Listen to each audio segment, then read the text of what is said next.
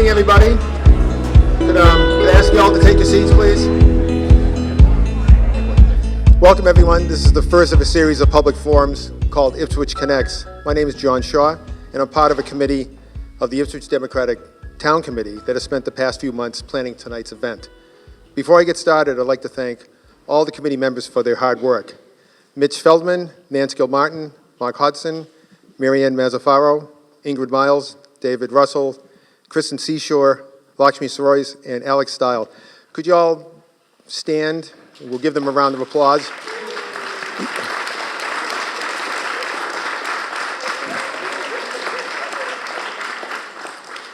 It's been a fun few months putting this together, and this has been a terrific group. I'd also like to thank tonight's co-sponsors, which are the Ipswich Museum, the Ipswich Historical Commission, and the Ipswich Community Action. So, Ipswich Connects. It's a Civic Mind Forum series that is open to all.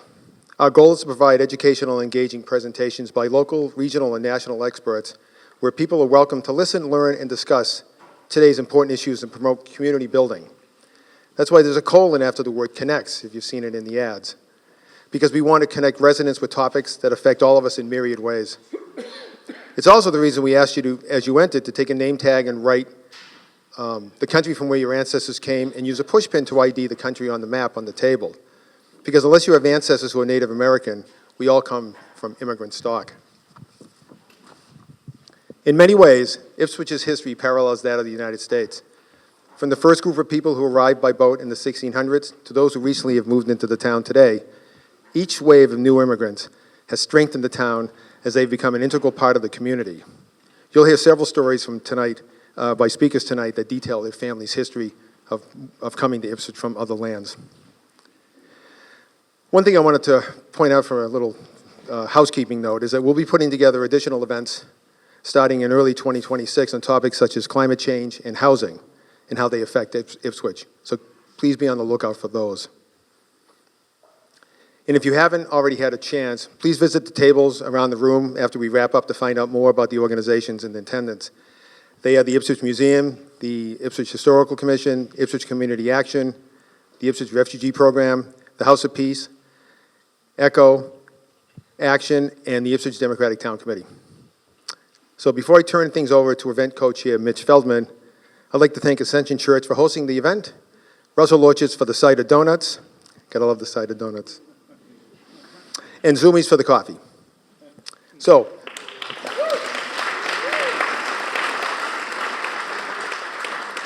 sit back and enjoy the program, and I'll turn the program over to Mitch. Thanks, John. Yeah, it is indeed a pleasure to have all of you here tonight.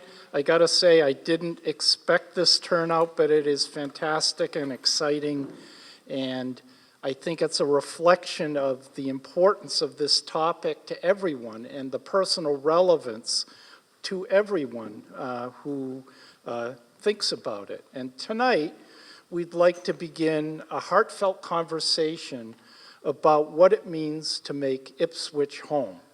We have people who are going to tell stories about their journeys from near and far, and we hope that you'll come away from this event with a greater understanding of what it takes to immigrate, and perhaps leave with a spirit of kindness towards all who are now trying to make Ipswich their home. But before we begin, I wanted to point out to you two empty chairs here at the end of the table. One represents those who are afraid of attending or who are unable to attend for various reasons, and we recognize them. We've tried to make some accommodation by offering this program via Zoom as well. And then the other one is to recognize the indigenous peoples of Ipswich, the Pawtuckets. We are not really going to discuss them tonight, but they are with us every day. Their presence is all around our community. And if I could just borrow from the Russell Orchard land acknowledgement and perhaps say it a little bit differently. Ipswich is situated on the unceded ancestral homelands of the Pawtucket people. We honor their enduring legacy and recognize the lasting consequences of dispossession and colonial expansion. I hope that's okay with you, Miranda. Thank you. So the topic of immigration is a fraught topic around the world, and it brings out a lot of different feelings. Immigrants are often vilified as being too expensive, undermining cultures, and a threat to society. And then there are those who feel like immigrants should be pitied and just supported. But the fact is that if you look through history and you look at the data, immigrants bring economic vitality, dynamism to our societies, and innovation. We all are better by having more people come to this country.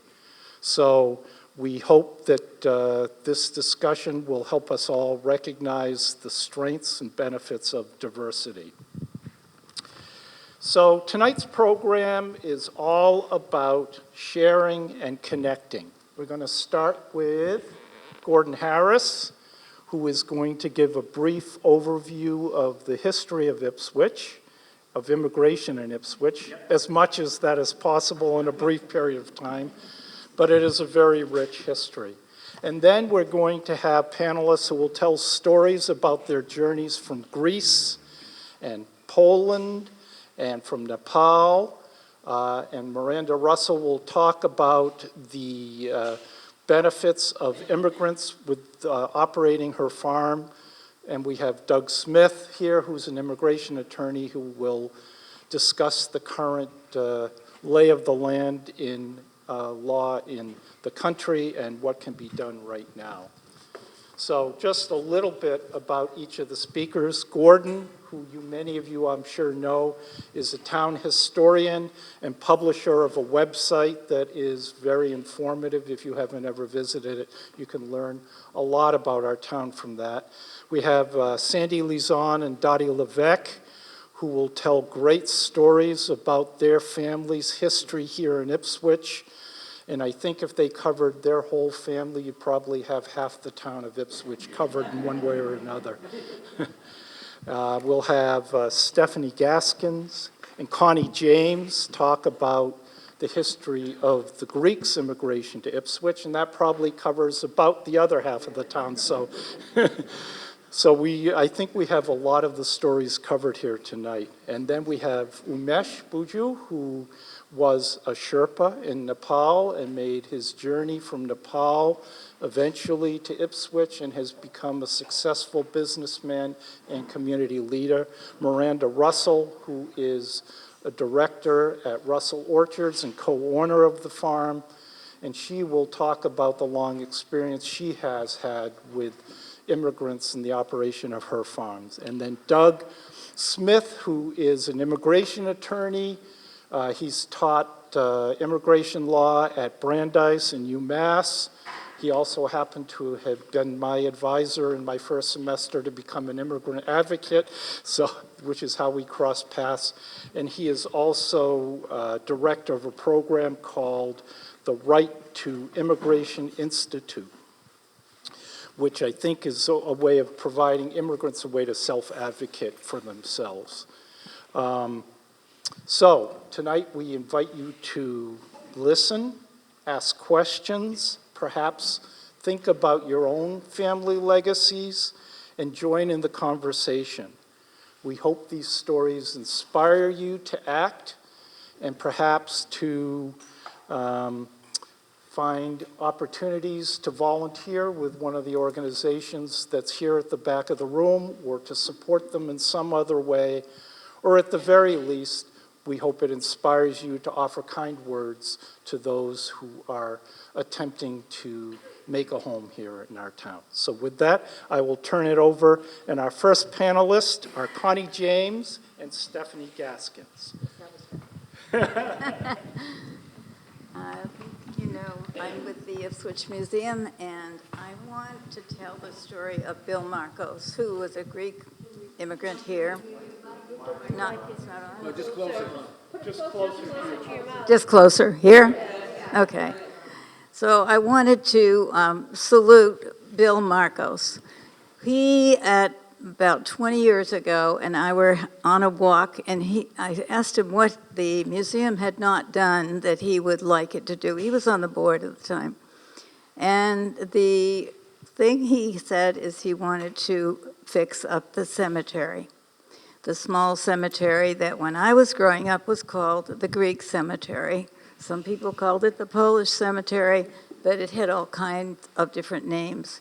So we spent about 2 years with other people working. We had a Boy Scout troop who cleaned up the grass, basically.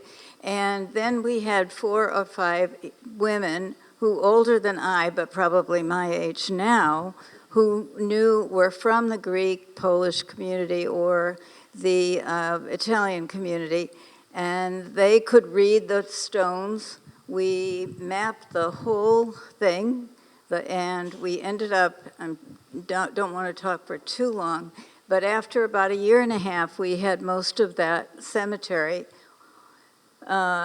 in our heads, and we had, from the WPA in the 30s, they had made a map, and then we continued making a map of what it looks like now. Oh, sorry. And in the end, Bill chose to have a sign put up, one of the historic signs that were put up in the 30s also, but there was never a sign in that cemetery. And at our table over there, we have a picture of it. But I wanted to thank Bill, who represented the Greek community. And at first they thought I was Greek, and I said, no, I'm not. I can't be the one. So Bill was great. And the immigrants at the beginning of the 1900s came to work in the mills. I'm sure someone else is going to tell that story, so I don't need to do that. And they came, before that, the Irish had come in the middle of the 1800s. And now we have all kinds of people from different places coming in. So I am going to turn it over. If there are any questions about that, we do have a map over there. We have pictures of what the cemetery looks like and the new sign looks like. So come and see that. Any questions? Nope. Questions at the end. And Connie is going to tell a few stories about her experience here. Well, I can remember my grandmother telling me when she was coming over to this country. She was 16 years old, and she said she remembers getting on the boat and her parents being on the dock, her mother crying hysterically because they're waving goodbye and they knew they would never see their 16-year-old daughter again. That's pretty tough, but this is what people did. And she also told me she had to work, and her uncles, her aunts, everybody pooled together money because she had to have a certain amount of money in order to go and be let into this country. She had to have a sponsor, which was her cousin at the time, who was a priest, and she had to have a place to live, which would have been with her cousin, and her cousin had to have had a job lined up for her in order for her to get here. So it was a lot different in those days. It was very difficult. You had to have the money, the sponsor, a home, a job, but she did it. And at age 16, she came over, never saw her parents again. We say it's difficult now, but I think it was even more difficult then because they didn't have FaceTime that they could see Mommy and say, I'm here, I'm safe. It was a letter that took a month to get there. And another quick story that Stephanie reminded me of earlier. My father was from Greece originally, and when he grew up and got married, the Greeks were on the other side of the track. Right, Danny? On the other side of the track. And my parents bought a house on High Street. And my father remembers being out in the yard when he first bought the house, so proud. And my father was a college graduate. He wasn't an idiot. And he's out looking at his property, and the neighbor came out and was, well, what are you going to do with this yard? And my dad kind of looked around and looked at the guy, and he said, mow it. And there was a lot of prejudice in those days that the Greek had the nerve to buy a house on High Street. But he did. And I'm still in the same house, actually. And here I am.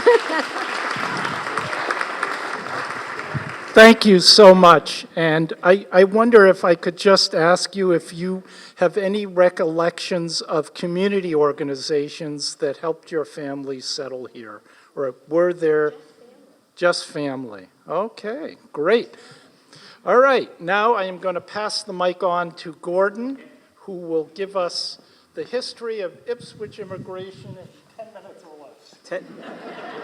10,000 years and 10 minutes or less. What an assignment. Well, I got to say that I'm not a local. I wasn't born at Cable Hospital. I was born in actually in Georgia, and I lived my life in Mississippi till I became a political refugee living in Massachusetts. Oh, sorry. So, but you know, none of us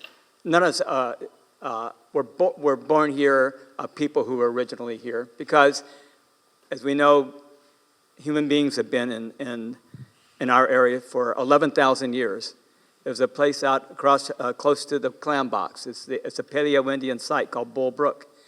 11,000 years ago, Native Americans were there hunting, and the woodland people and the archaic people who came after that. And then of course, when the English settled here, that this area was called, excuse me, Agawam. So the English came here, you know, almost 400 years ago. It's a blip in time. And they brought with them quite a few presents for the Native Americans. They brought smallpox, all kinds of plagues, typhoid fever, chicken pox, flu, diphtheria. Within a few years, pretty much all of the native population had disappeared here. And even if they had not, we so altered the land with grazing, changing the woods, etc., that the Native Americans would not have been able to live here with their traditional lifestyle. But this, you know, the English settlement of this area was really just a little blip in time, because the next generation of people not born here, native, would have been the Acadians who came here when they were forced out of Nova Scotia, and that was 1756. 11,000 people were forced out by the English. Their homes were burned. Their cattle were stolen. They were put on ships and they were sent to New England, and where we were expected to take care of them, and we did. And this town was assigned, I think, 11 families, and they lived here in Ipswich, and for almost a decade, they lived here until they finally were allowed to go back to Canada. Then we have the Revolutionary War, which really changed Ipswich. We'd been a very important town in this colony. We were a shire town. It was Boston and Salem and Ipswich. But the Revolutionary War really changed Ipswich in a way that it took almost a century to overcome. Because unlike Salem and Newburyport and Boston, we didn't have a big port. This town went into poverty. It was so poor that a writer came from Salem to describe the town. He said, it's a town that's gone to the dogs. All the houses are the same color, brown, not a lick of paint. people were moving out of Ipswich. The land is not great for farming. The embargo of 1807 and the War of 1812 just made it worse. It was so bad that 2 parts of Ipswich broke away. We had to take care of our poor. We set up a poorhouse. The people in the parish of Ipswich, it was called the Hamlet, broke away and became Hamilton. Didn't want to take care of the poor. About 30 years later, the people that lived in a part of Ipswich called Chabaco, which is today Essex, they broke away because they had industry. They had a shipbuilding industry. And believe it or not, way back then, Hamilton had the rich people living there from Boston. They had the hoity-toity. So some things haven't changed so very much.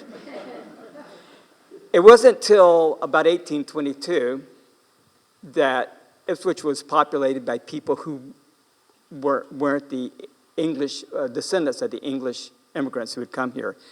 About that time, the industrialization began. And the first wave of workers at the mill were actually young women from up in Maine or the countryside that came to work in the mills, the mill girls. And they were welcome. They were young. They spoke our language. It was wonderful how these young women here working in the factories, especially in Lowell and places like that. And then the first wave of immigrants who came here who weren't quite like us was the Irish. So now I'm a double immigrant because I have Irish and I'm from Mississippi. 1840s. They spoke our language, but not quite the same way. As you know, there was a lot of prejudice. Actually, political parties were formed opposing the Irish. It was called a Know-Nothing Party. It was called a Know-Nothing Party because they wouldn't admit what they believed. You ask them, are you against Irish? I don't know anything.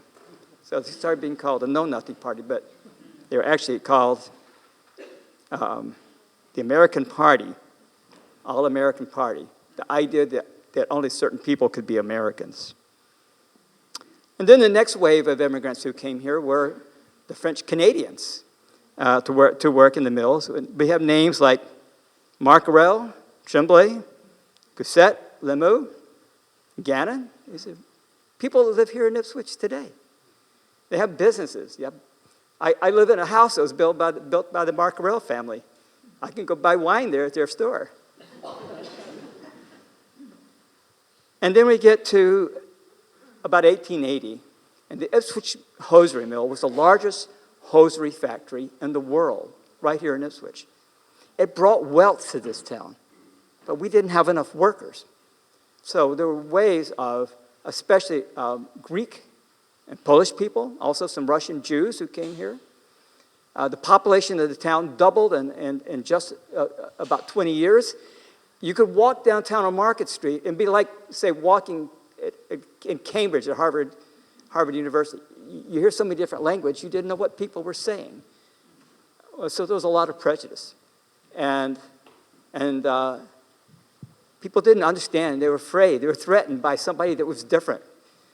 But those people that came to work here, working for 1/3 of what the local-born people were being paid for the same labor, they brought wealth. Those are the people who made this town prosperous again. And around 1900, this town right now, it can't even seem to afford to fix the potholes in the streets. But if you look at glass plate negatives of this town around 1900, it was spick and span. Wealth had come into this community. And yet, when the workers went on strike in 1913, the leaders of the town said, we have to do something about these people. And they brought in 50 policemen from all around. And you can imagine what happens when you set up a confrontation like that. A young Greek girl was killed, and she was buried in the immigrant cemetery that Stephanie was talking about. Over on Fowler's Lane, if you haven't been there, it's where the animal shelter is. It's very close to that, and the water treatment plant. People are buried there with names like Gallant, Giannakakis, Georgopoulos, Saunier, Serpisky. One of our selectmen right here is the descendant of someone probably who was buried right there at that cemetery. So Ipswich hosiery mill, I did a little calculation. They were making millions and millions of hosiery. My grandmother in Mississippi had a pair of Ipswich hosiery. I did a little calculation on the amount of hosiery that they sold and what they were selling for. They were bringing in $6 million a year to the local economy, and they were doing that because they had local workers. So today, they're fully assimilated. But the prejudice against those people who were doing the work that brought wealth to this town was so bad that the Historical Society, which bought the Whipple House, you know where it is now, right? It's the South Green. It was across from the Institution for Savings, right by the railroad tracks. That's where all the Greek and Polish people lived. That was the bad side of town. So they moved the Whipple House all the way up Market Street, over the Choate Bridge to the South Green, where Mr. Crane said, this is the nice side of town. That's where the Historical Society house should be. That's not where it originally was.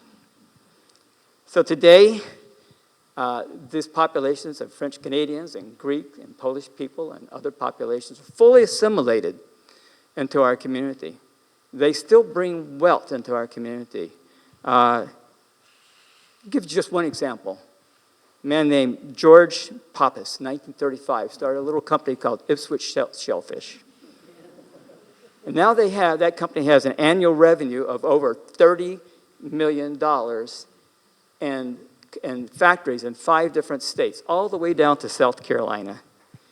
And it's because of a man who came here and his children started this business. So today, now we have yet another wave of immigrants, Latinos. And I find it interesting personally that they are descendants of those early Paleo Indians. Now, you got to go back about 15 or 18,000 years. Our Paleo Indian population were descendants of the same population that went south into Latin America today. And they're descendants of the slave population. In Ipswich, we should have one more chair, because we're not representing the slave population of Ipswich. We were a slave town. Let's not fool ourselves about how wonderful and pure the Puritans were. The immigrant population that comes to America today, they're doing construction, they're doing technology, they're laborers. In my opinion, immigration is not something to fear, it's something to welcome.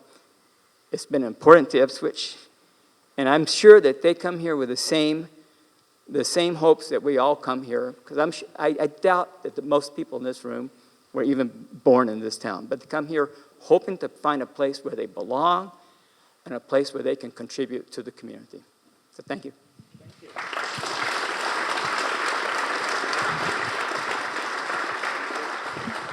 Thank you very much. It's an amazing history and something that perhaps not all of us knew at this time. So now I am pleased to turn the microphone over to Dottie Levesque and Ms. Lizon, and they will give the history of French, Canadian, and Polish ancestry. More Polish than, so who would like to begin? Dottie? For those that don't know me, I am Dottie Lizon Levesque. My father was Walter Lizon. Closer to your mouth, louder. Okay. So my father was Walter Lizon, of whom you'll hear a lot. Sandy put together a PowerPoint for you with pictures so you can see some of the history that my folks went through. They both were born in Poland. Both Mom and Dad were born in Poland. And they settled in various parts of the United States, but ended up here in Ipswich. And you'll see all this on the PowerPoint that Sandy's put together. But you'll also hear a lot of history of what they went through and what they dealt with because of who they were. And I think at this point, I'll turn it over to Sandy, and she'll be able to tell you a lot more, and I can fill in as she goes along. She was supposed to introduce me, but she didn't. And I'm a 3rd generation. She's a 2nd generation to this. No. One, two, yeah, that's right. I'm a fourth.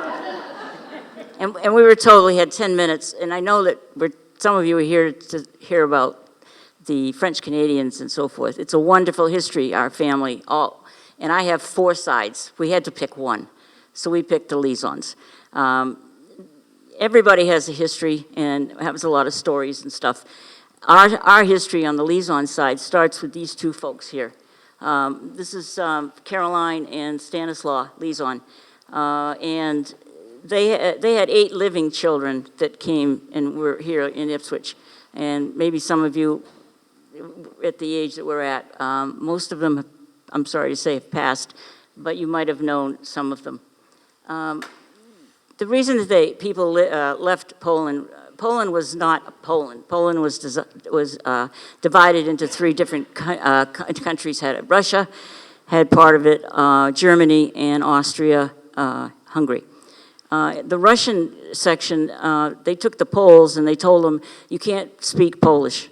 You can't have any kind of customs. You're going to have to speak Russian. That didn't really go well with the Poles. The Polish people are really hard workers, and most of them had a lot of farms and they had the land. Well, the land was taken away from them, and they had to, pay more in taxes and whatever else. In Austria-Hungary, I'll get to it in a minute, but they were also told that the men had to join the army, so they became what they called the Cossacks. When they actually went overseas, when they were being so forced to do restrictions of their language and everything else, even the Roman Catholics, which they are, they was all restricted. But the reason that they actually thought about coming over, I just put it in here, it was the American dream. The U.S. offered work in the factories, the mines, the railroad, and it became like a chain migration. Those 2 people before that you saw, my great-grandparents, they came, one of them would come over, the husband would come over, and he'd earn the money, and then he would send for the wife to come over. And it was called a chain migration. And Poland, the identity of Poland, it really didn't come back together until about 1920. There were 2 million Poles that actually immigrated into the United States alone. And many intended to return, but ended up building a new life here because America was great. So this is the boat that, let's see, this one is the one that Stanislaw, we call him Stan, came over. And most of the Polish immigrants, they would travel to Germany and take a boat trip. He came over in about 1908 and 1906, and she came over just a little bit after, but she brought the children. So it was a tough ride through going to Germany, and you had 4 or 5 children that you brought with you, and some of them were babies and had to take that trip, and it's not like now. It wasn't that quick. Our customs are similar to probably your customs. We all have history. Family unity is a really big thing with the Polish people. We have all kinds of traditions, especially at Christmas. We have something called Vilio, where we all break bread, and we have, I believe the Greeks do the same thing. They have different things that they come out with. We have the fish and the different soups and so forth, but we all get together to celebrate. Respect for the elders. The elderly people, the Polish people would always take care of the elders, and that's not something that all of us do anymore. And there was a lot of community involvement, which we will discuss in a minute. This was Walter and Rose. This would be Dottie's mom and dad. The Kashubas are on the left side, and the Lisons are on the out. When you have one family, which is the Lison family, and then they go and marry, most of the Polish people always wanted to marry within the Polish, families. And in this case, it did happen. Anyway, Dottie's going to tell you a story about how they met, and a really good story about how they wanted to get a party going.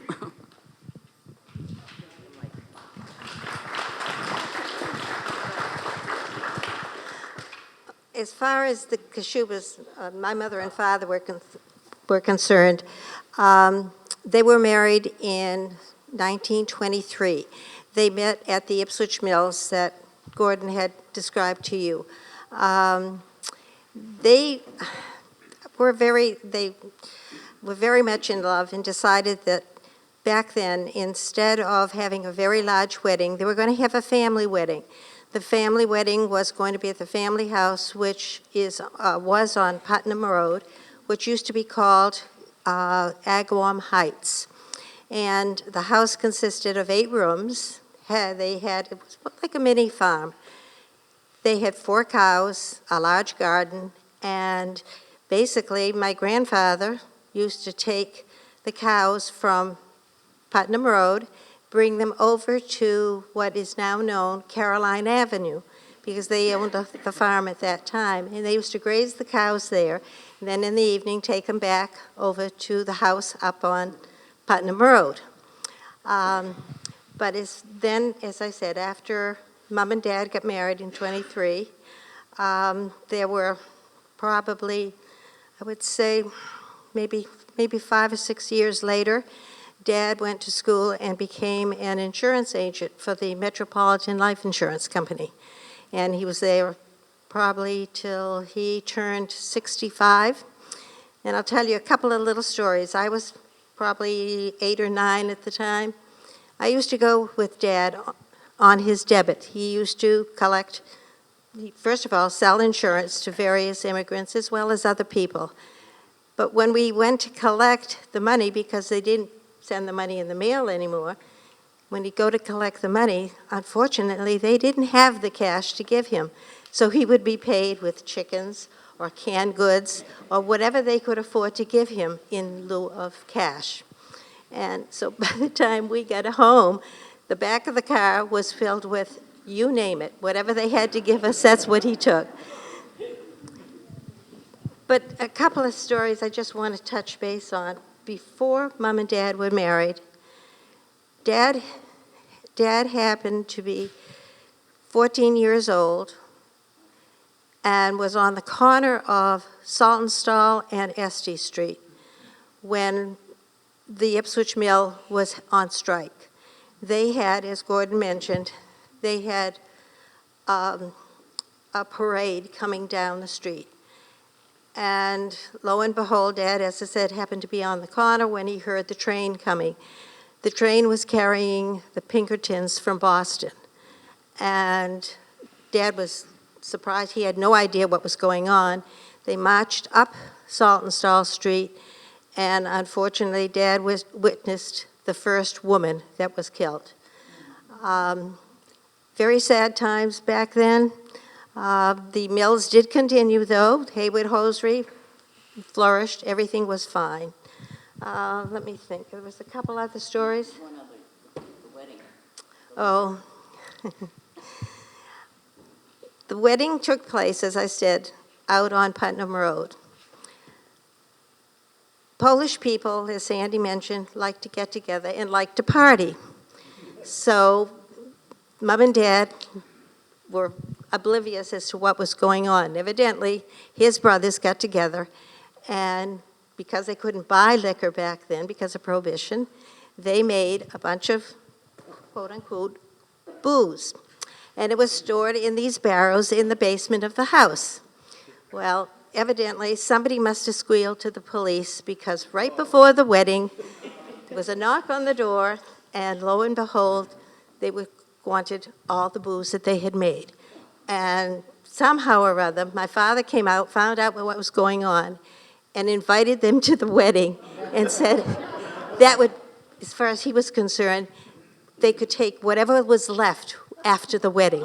Needless to say, there was nothing left. I'll put it over to Sandy. Just to go back to my great-great-grandparents, Caroline lived in Pole Alley, and she helped with, there was housing down there for all the people in the factories, which I didn't realize, but Pole Alley, of course, for Polish people. But the factory workers work shifts, and so they would come in and they would sleep during the day, and then they would go to work, and the next group would come in and sleep in the same beds and for the night. So she worked one of those units. My great-grandfather died young, but Caroline actually, the land, I'll show you the house that they lived in. The land that's there is where the Caroline Avenue housing is, and she gave the land to the town for housing. And around that housing area, they gave land to the different brothers too, because Blanche Lezon lived there, Joe Lezon, and Walter Lezon. This is a picture of Sebastian and Juliana. Everybody that was of this age in our family lived to be over 100. So Dottie's on her way, just so you know. When Sebastian actually was, it was Austria-Hungary where he was living, and he was he was told to become a soldier. And he actually took care of he was in the summer home, he took care of the horses for the premier there, the one who, Franz Joseph, who actually was killed for World War I. And he met her, she was a young girl, and she was working with the people in the house, and there was a little girl her age, and they actually grew up together, part of the family, and she was educated with this young girl. In the meantime, he kind of fell in love, and they got married, and the discussion was he didn't want to stay in the service, so he deserted. He was a Cossack, and he deserted. He went back to the farm, his family's farm, and he took her. And they were there for a while because she had at least two children and another one. And then he decided he was going to America because he didn't have anything but what his family had for a farm. So he went to Germany, and he took a ship. It was around 1906, 1908. These folks all came in to the place. This was the family that ended up, the Kashuba family. I'm just going to tell you, I just wanted to bring it up because they were part of our family, and there's a whole history. Every side of the family has a history, and he lived up on Stage Hill towards the end, and I want to tell you a story. He was a farmer. He brought all the rocks up from Pavilion Beach, and he built this area that wasn't on Walter. He was with Walter and Rose, but it wasn't on his land, but it was a great garden. And he would go out in Great Neck. They didn't have any houses, which was great. And I would go out there. I was little, and he would pick blueberries. And he'd say, "There's blueberry." My grandmother Rose, who was Walter's wife, she said to me, "Don't go with him." And I said, "Well, I'd like to go with him. He's going to pick blueberries." Well, I went out and I started picking blueberries, and I was eating more blueberries than I was picking. And he's picking one blueberry at a time. It had to be a perfect blueberry. And we were out there for 4 or 5 hours, and I kept saying to him, "Can we go back?" And he kept saying to me, "No, we have to." So we came back, and my grandmother, she said to me, "I told you not to go." I said, "I'll never, ever, ever go with him again." I said, "Never, never, never, ever." Okay, let's see what we got here. This is the Kashuba family all grown up. You might have known some of them. Joe Kashuba had a store at the bottom of Brownville Avenue. The Kashuba store. Stacia worked at, this is Stacia right in here. She worked downtown at one of the, she worked at Sylvania for a long time, but she also worked at one of the stores downtown. So Sadie is the one in white there. She has a farm in Granville, and that's where Sebastian and his wife started at first. Before he worked in the Granite area, and he actually got sick because of all the dust and stuff, so he had to move. And again, it was because there was a family already here in Ipswich. This is Walter and Rose Kashuba. This is my grandmother and grandfather, and believe it or not, Dottie's in there, right in the middle there. My father was Edward, and he served in World War II, and his ship went down overseas, but he survived. He was on an aircraft carrier. But here's the catch, because we couldn't talk about it. My mother was Jacqueline Marcarell, okay? And her would be her mother, and her other grandmother was a Gallant. And the history of the Gallants is awesome, but we can't talk about it, so. I'll let Dottie talk about this house. What do you want me to talk about? The house.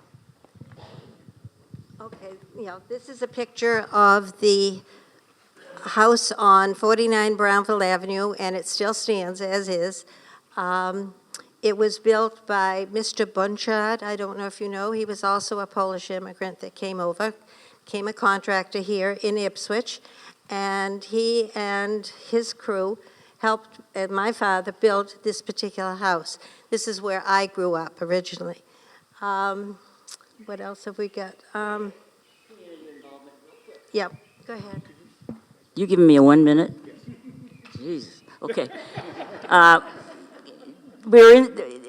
Walter was instrumental in getting the Polish immigrants on the Salem train in order to get sworn in the United States. All the Polish people had built the Polish church, Sacred Heart Church, and they would raise money at Easter and at the Polish picnic.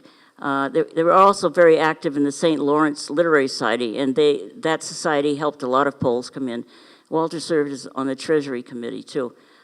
This is the Lizon family in 1947.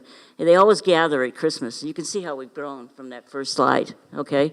And Teddy Lizon, he was the youngest son, and Dottie has a great write-up for him, but we won't have time to tell you about what he did, okay? And this is the whole Lizon family, a reunion that was on Putnam Street. We were all, I mean, I'm in there too, so you're talking about five generations at least, maybe six, all coming from that first slide.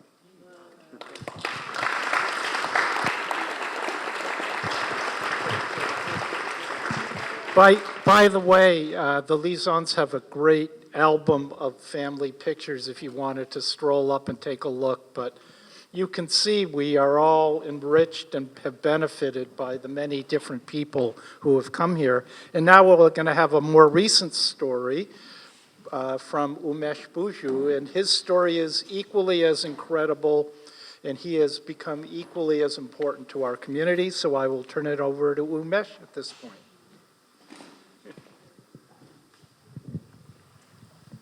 Hi, good evening, everyone. I think I'll make it nice and short, even if it's, yeah. So I'm a first generation myself here, and I came to America in 1990. I was in a program called International Camp Counselor Program. So International Camp Counselor programs recruits international students from around the world and bring them here to teach American summer camp students that how to rock climb, soccer, coach, all different types of activities. So I was a soccer and I was also a rock climbing instructor for the summer camp. So when I applied, it was about a little over 500 students from Nepal. And so they selected 29 students out of 500. So I was one of them. I came to this country, and so my first flight to New York City was from Kathmandu to Delhi, Delhi to London. I stayed with another friend for a few days. Then I came from London to New York City.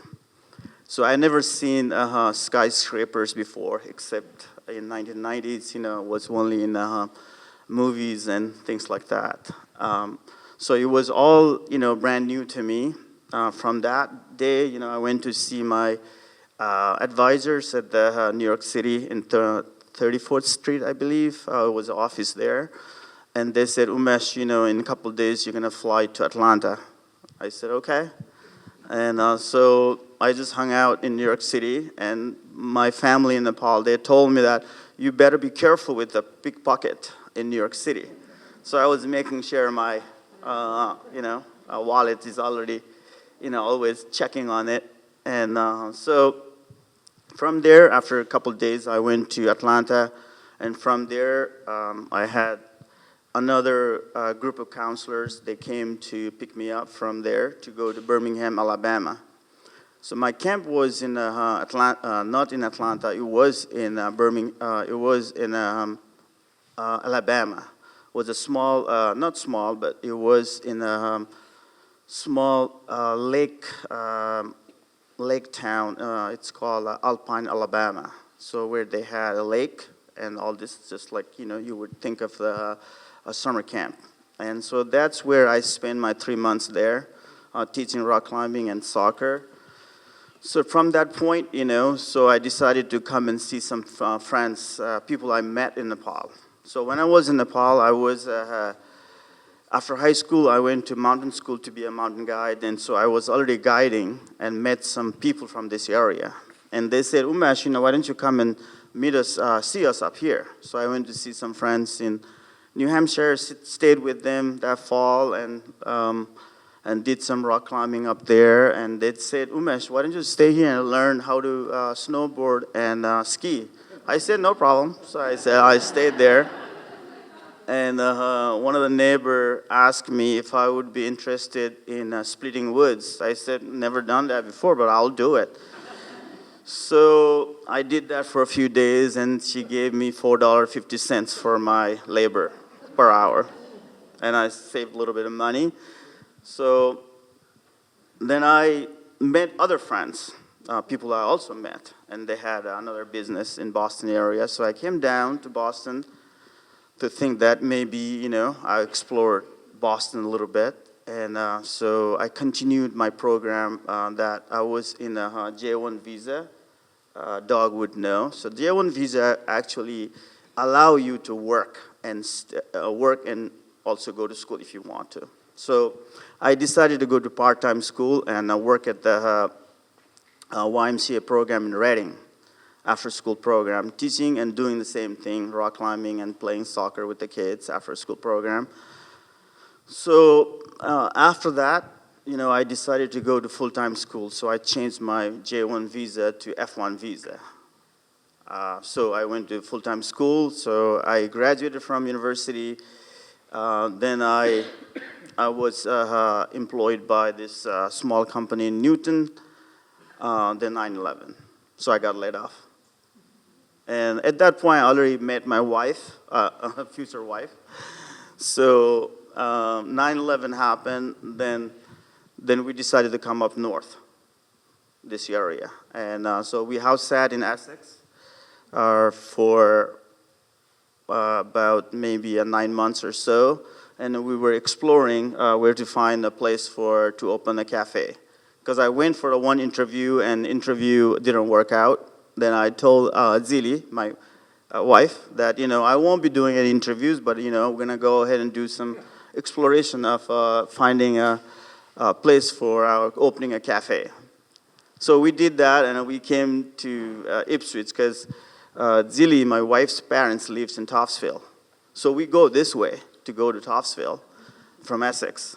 And so we found the place where it is right now, 40 Market Street, a small ice cream place. And the guy would open during the summer and close for the season. It was a seasonal.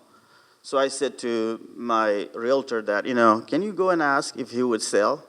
And he said yes. So that was the story about Zoomies, and that was 2003. So we opened Zoomies, and so rest is history now, because, since then, the people here became my friends, my family, and some of the people that, I met at Zoomies, they became so good friends that they went to see my family in Nepal, and they are here. So, I felt like, go home away from home for me and my whole family. So that was a story. And Mitch asked me that, what are the challenges, opening a cafe, being an immigrant. So I think my experience as far as a cafe, opening a cafe, just like any other cafe openers or, business owners, I think that was a similar experience I had. Not as a, immigrant, but there was not really. I had a small savings, and we tried to use that savings first. I was thinking about going to the bank, but there wasn't really anything available at that time for me to go and even talk. So I decided not to do that, and I borrowed a little bit of money from family members, my Zillie's family members, for a time being, for a little bit. And so that was it. And so Zoomies became a part of Ipswich. And and we enjoy the people who come and see us there. And so we are part of, the community that who helps us whenever it's needed. In 2015, when we, was it 2015? Yeah. No, 2005, when we had the Mother's Day flood. So actually the community came and helped us.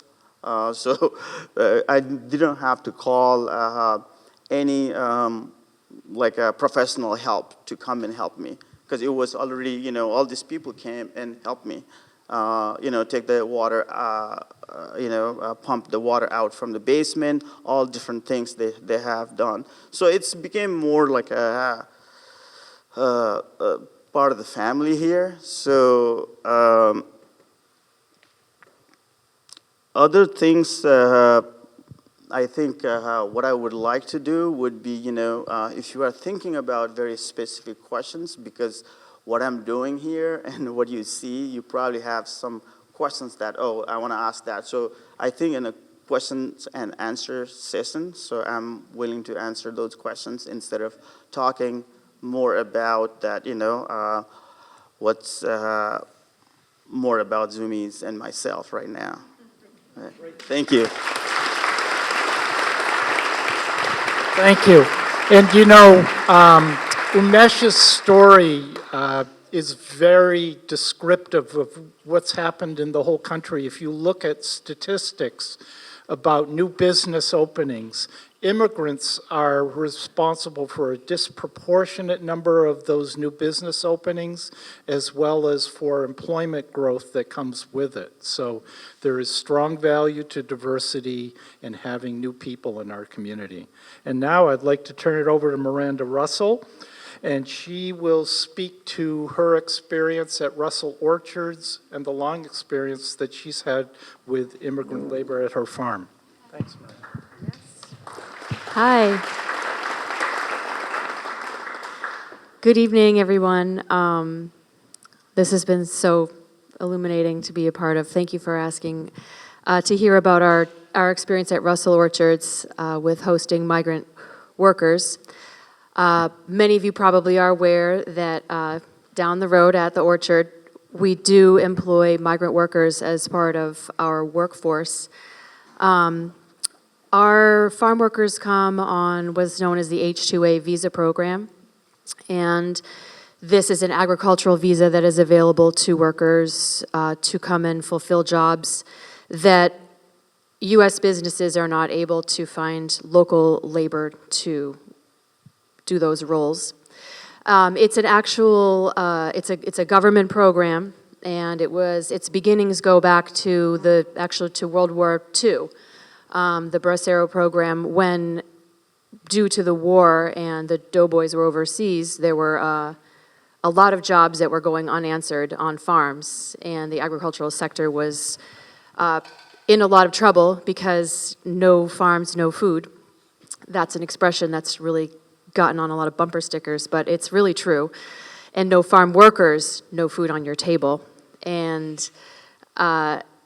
since the 50s and the 60s and into the 70s and 80s, the H-2A program finally became something that was really attainable for U.S. farms to reach out to other countries and to workers to come legally to the States on a temporary basis. So at the orchard, what that means is that every year we do a lot of bureaucratic red tape and applications and a lot of business to get these workers to come to us. And we begin that process in January, sometimes December, right after they've left for the season. In many cases, I start applying for them to come back. And in our case, our workers all come from Jamaica, and we have many of the same returning workers year after year. One of our workers that I just spoke to today, to have him jog my memory about when he started, he came to the U.S. on this visa program to work for us in 1989, and he still comes.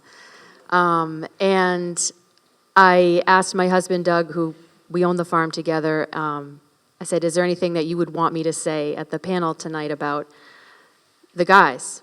And he said, tell them that we couldn't do it without them. So these workers...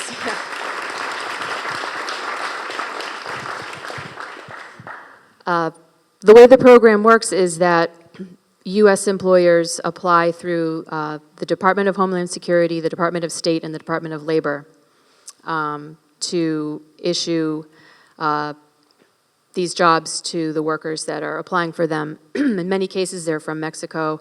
In a lot of the cases of apple orchards in the Northeast and in the Midwest, they're Jamaican workers primarily.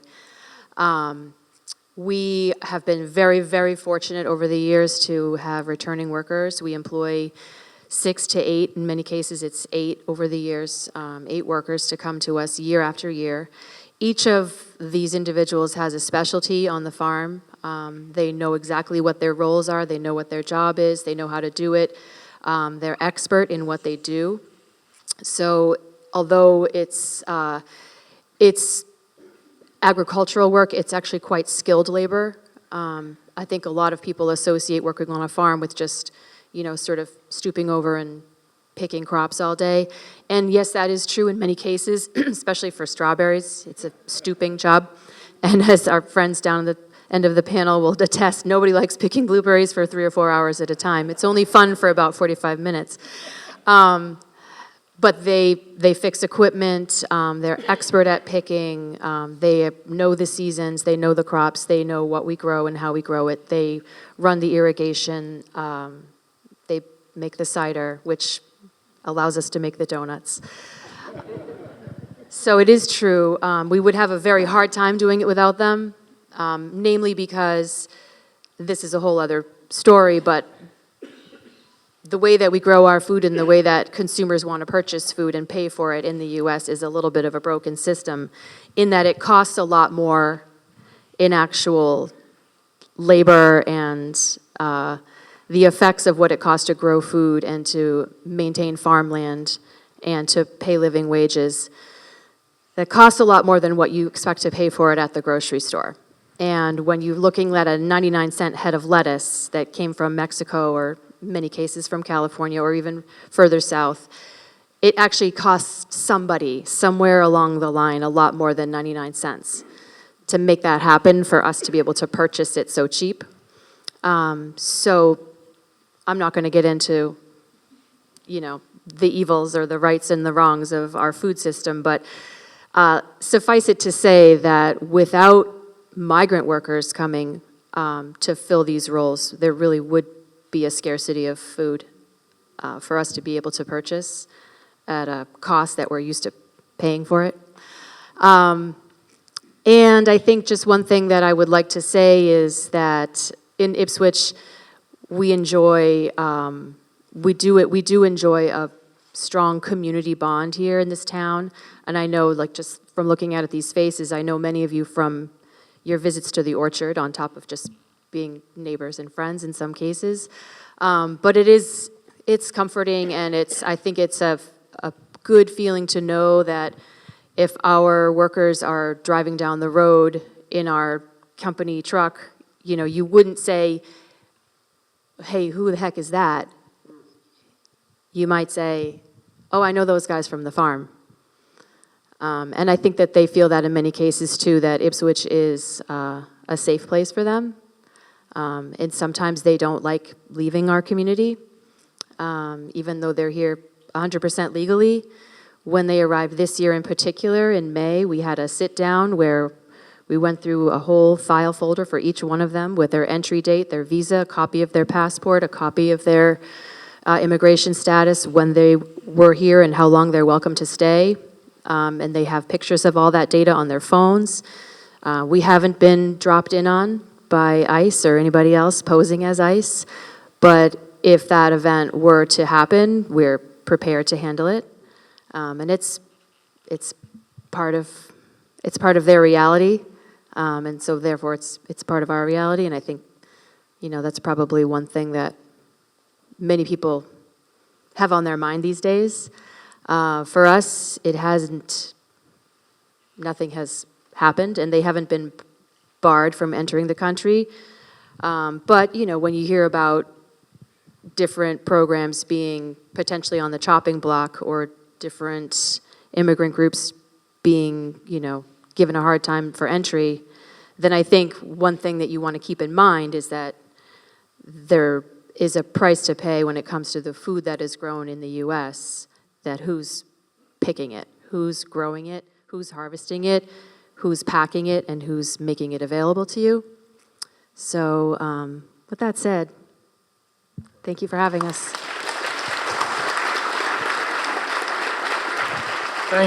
Thanks, Miranda. And as I'm sure you know, Miranda is also a very talented musician and actress as well. So,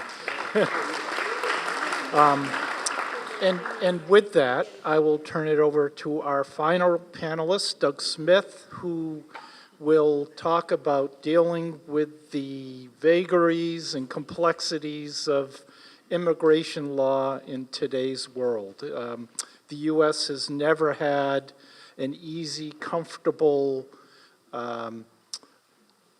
orderly passage of laws that have allowed immigrants to enter the country easily or comfortably. And it's unfortunate when you hear all these stories that we can't find a way to make that happen. But Doug does deal with the realities of today, so I will turn it over to him and he can talk about his experiences.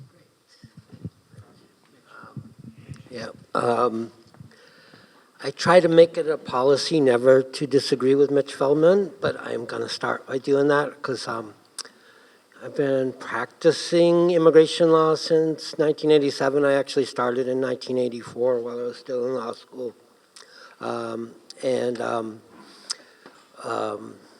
I find myself suddenly popular and invited to things like this, and that's testament to the importance of the issue and the centering of the issue and the way it's been stuffed in all our faces. But this turnout tonight is extraordinary, and that's testament to this community and Ipswich and all you people. So I think might be a little off, Mitch, that's all. As Mitch started off, since November 9th, 2016, which was election night, the first Trump administration, I've run this program in Waltham and East Boston, where we train migrants to represent other migrants. One thing Mitch and I are in total agreement on is you don't have to be a lawyer to do immigration law. And that program has been around since the early 70s, and almost no one takes advantage of it. So I am proselytizing that program.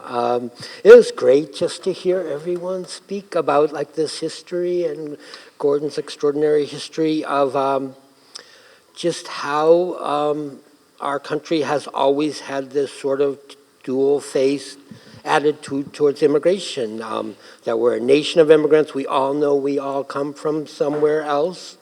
But we also have rejected every group, and every group who has come here in waves, as we were reminded today, from the Acadians to the Polish to the Greeks to the Jews to the Italians, to today's farm workers. They've all been denigrated. They've all been denigrated by the exact same words. You can, I'm sure you have, read the bills in the newspapers from the time, and it was always, they take our jobs, they bear on the public fist, they use up our schools and hospitals, they take welfare, which is sort of inconsistent with taking our jobs, but that's always been a contradiction they could live with. They bring diseases, they bring crime, they won't assimilate, and that's been the history since before the beginning of the United States.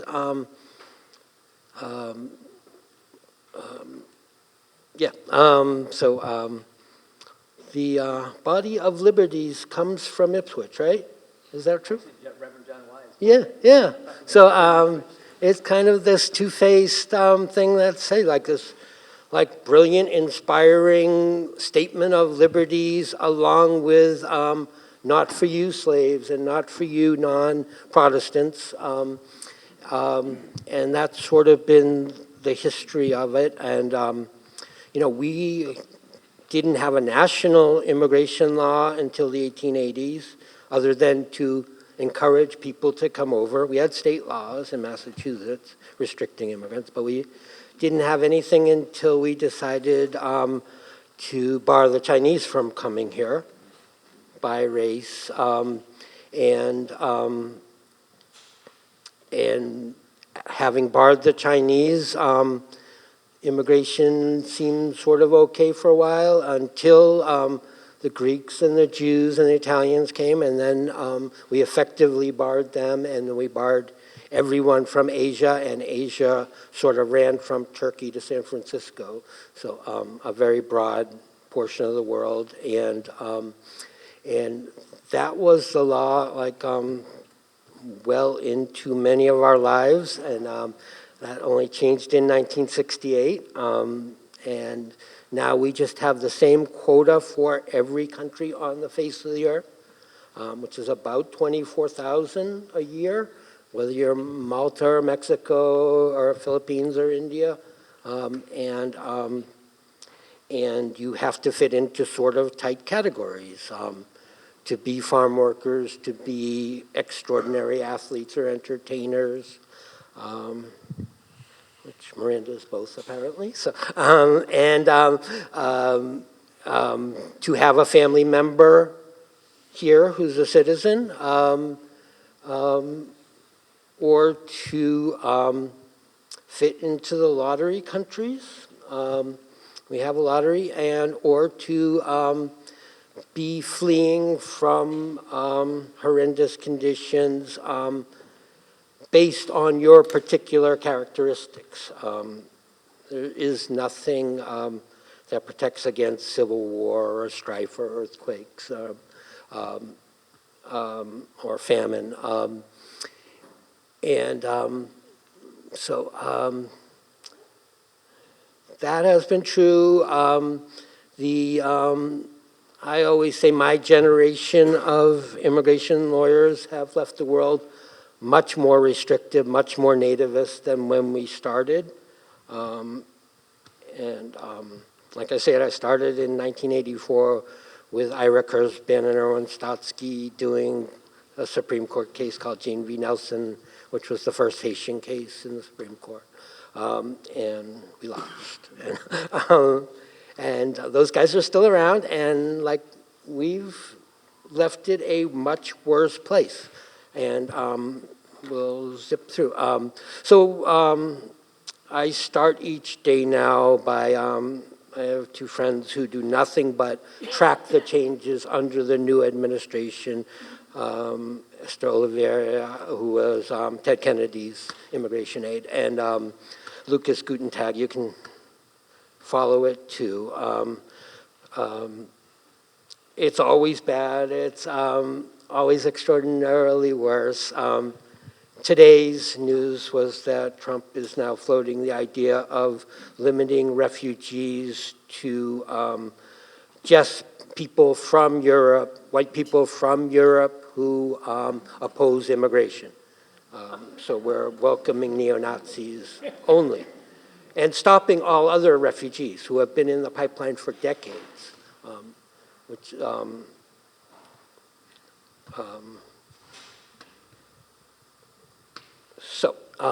what can I say? The history of the law tells like less than a tenth of the whole story.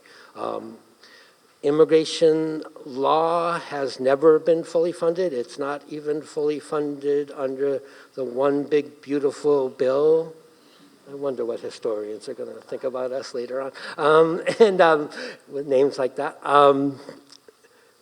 It's more by a factor of hundreds that in the enforcement regime, in the fear, in the rumor mills, in the false information that is spread through immigrant communities. It always has been.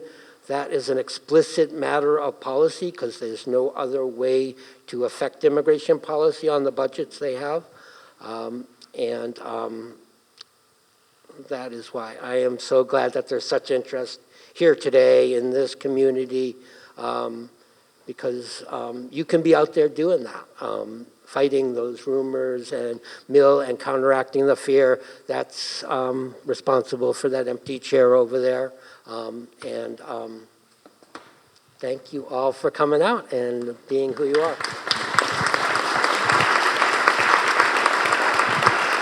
Thanks, Doug. And John, are we going to have some, we actually, hopefully these stories have been compelling, bring true to some of your own personal experiences, and maybe will encourage you to take actions to support people who are currently struggling. Yes, and so what we'd like to do is to have some of the services that are offered in our community to people in need. So I will pass the microphone off to each person, and they will tell you all a little bit about what we do. Hi, I'm Lakshmi Saroy. I'm the co-founder of Ipswich Community Action and co-organizer of Ipswich Community Action. And our mission is, let's see, I gotta put my glasses on.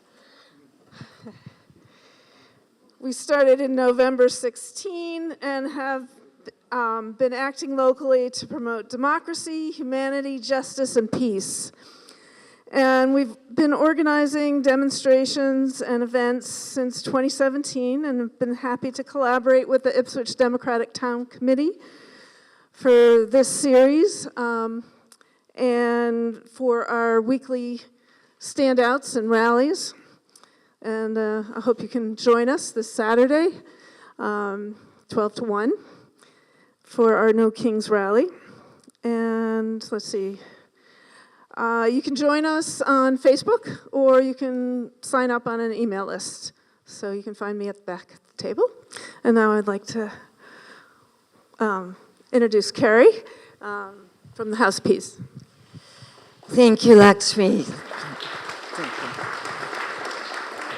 Thank you, all of you. Thank you for coming and honoring these wonderful stories of those who have been an immigrant and moved to a foreign country. And the House of Peace moved to the country of Ipswich 35 years ago, opening its doors officially this month in October on a gorgeous, gorgeous day. And since then, hundreds of people from more than 30 countries have come to live with us. Together with my husband, John, my son, Colum, who's all the way from Oregon here tonight, my Vietnamese sons, and our beautiful friends with special needs who have special gifts for offering hospitality to those that we seek to serve and live with in community, those who have been uprooted by war in all its devastating manifestations throughout the world. Our task is to offer physical refuge and spiritual shelter to those whose rights have been absolutely obliterated by the bombs of war. And we've been blessed beyond measure by the welcome of the Ipswich community, our sharing of our task with people from IRP, from the Sisters of Notre Dame, from the restaurants, from the schools, from the churches. And we are trying, as others have, since the evacuation from Afghanistan, to serve that community of people but others are refugees. Our newsletter on the back table has on the cover a quote by Harriet Tubman, a refugee in her own country, who said, "I was free, but there was no one to welcome me to the land of freedom. I was a stranger in a strange land." And our task is to welcome people, to try to heal the wounds, to try to accompany the suffering, to try to get the legal help, to try to get the pastoral help, the educational, housing, financial, clothing, all that kind of help. But above all, the help not only in body and in spirit. All our people love Russell's Orchard apples. And I just, as a final thought, when I walked in and saw this beautiful map, and I had to think of that tremendous mandate and image that's been given to the House of Peace, I held an atlas on my lap, and I said, "Where does it hurt?" And it said, "Everywhere, everywhere." Thank you for your work toward healing.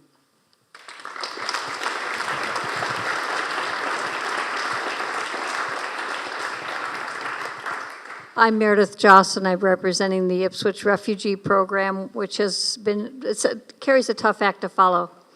We do a lot of the same work that she does, only we sponsor individual families and then help any newcomers to Ipswich who are from other places.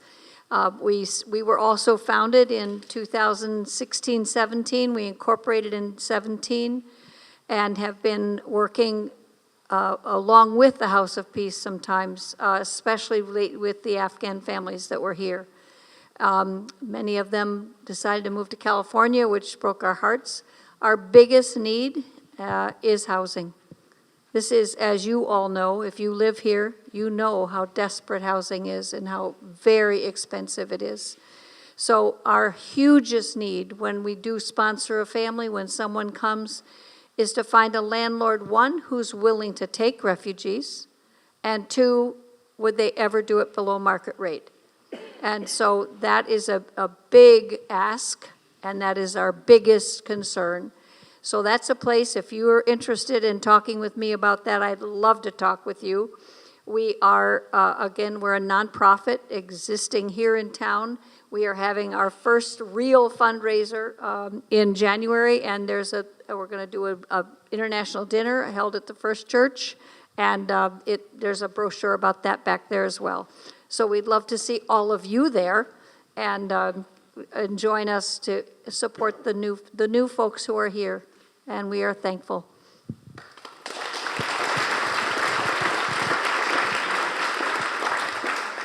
Hi everyone, I'm Rabbi Alan Lipson. I'm an organizer for ECHO. You said 1 hour, right?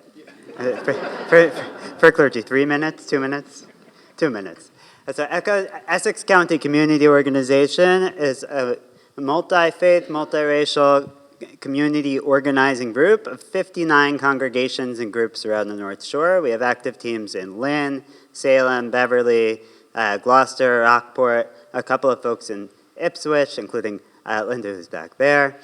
We work together on the issues that we all agree on, and that issues that our communities of color tell us are most important. So that includes housing. We're working, as our speaker just said, on affordable housing policies like stabilizing rents and attracting funding for affordable housing. So go to the back over there. We are collecting signatures for a ballot initiative. We focus on immigration, and we look at 3 different ways of making change, not only in providing services, but also affecting legislation, affecting the story that is being told on the local, statewide, and national level. So just to give one example of how this has played out, we turned out 500 people last 2 weeks ago when our board member was summoned for a meeting with ICE at their office in Burlington.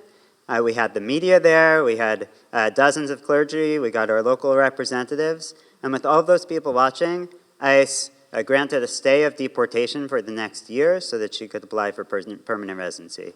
We had 200 people in Gloucester just 2 weeks back to demand end of collaboration between police and ICE, and we had 3 of those meetings across Essex County.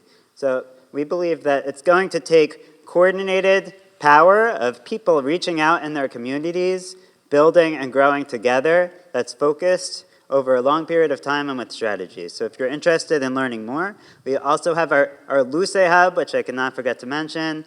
We're collaborating with other groups to respond to ICE presence in communities and make sure people are monitoring, are watching, and actually deterring some of ICE's presence by making sure that they are not acting with impunity.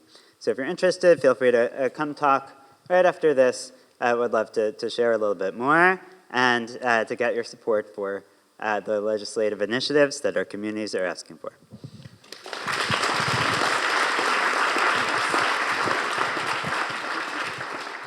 Hi, my name is Megan Merlin. I am from Action Inc. Mitch Feldman is my colleague there. Action Inc. is an organization that turned 60 years old this year. We're based in Gloucester, and Action works to advance economic equity for the families and individuals of Cape Ann. We're a community action agency, so community action agencies are throughout the entire country and in different counties and neighborhoods. Essentially, we're there to support people who are looking for better opportunities, who aren't making enough income, who are struggling to find housing, who are immigrants who have moved here recently, who are trying to learn English or to access a good job to support their family. We have several programs. We work on building affordable housing. We built a 30-unit affordable housing unit in downtown Gloucester. We have a Housing First program, which essentially takes people that have been experiencing chronic homelessness and houses them, which solves homelessness. And then we have a team of caseworkers that works with the landlords and the program participant to support them and help them be stable and comfortable. We have we have a job training program. We can essentially match anybody who comes in with any type of job training that they're interested in. An adult ed program where Mitch is one of our teachers, a financial empowerment program, rental support, rental assistance rather, and any kind of finding of resources. So I'm right back there at the table, and come see me if you have any questions. Thank you very much for having me.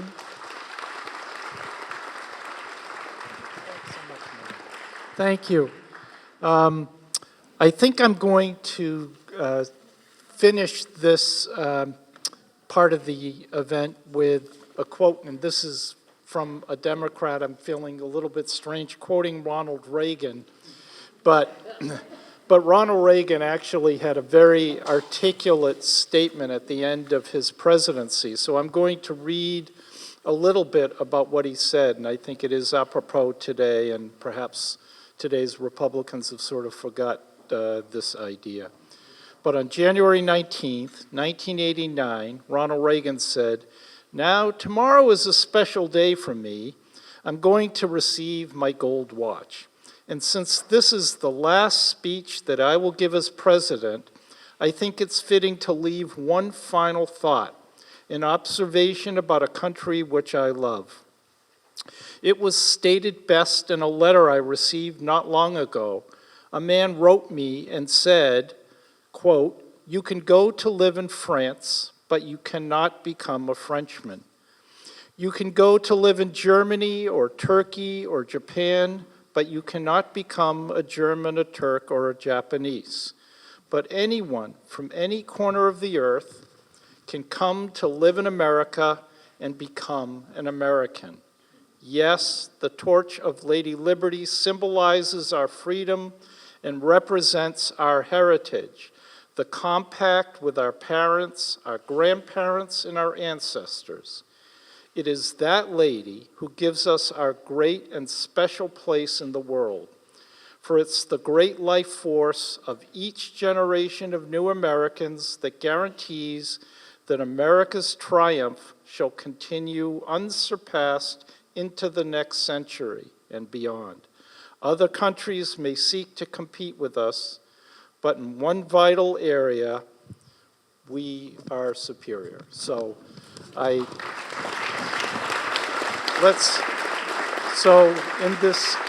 in this day and age of heated rhetoric, please remember that. Please get involved and help people who are finding it so difficult today. And I don't know if anybody has any thoughts or comments, but again, we appreciate all of your presence here tonight, and hopefully we can make this a better community. Thank you.